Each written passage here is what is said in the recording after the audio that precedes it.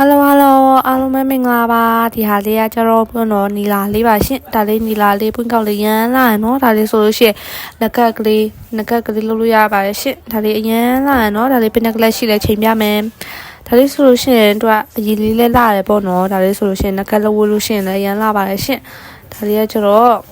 တစ်လုံးကိုကျတော့တက်ကလက်ကြော်လောက်ရှိမယ်ထင်တယ်ဒါလေးတစ်လုံးကိုတက်ကလက်ကြော်လောက်ရှိမယ်ထင်တယ်ဟုတ်တယ်နော်ဒါလေးတစ်လုံးလို့ဆိုလို့ရှိရင်တက်ကလက်ကြော်ရှိပါတယ်ရှင်ဒါလေးရမ်းလာရနော်ခြေလေးနှစ်စုံခြေလေးနှလုံးဆိုလို့ရှိရင်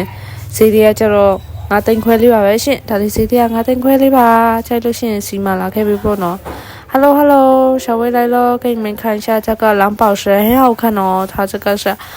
天然的蓝宝石，蘑菇蓝宝石，还有它的话，一颗有1克拉多，一颗有1克拉多的，很好看的一个料子。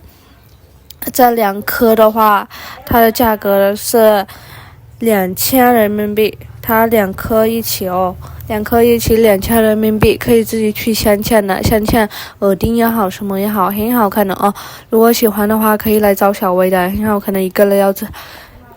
谢谢大家。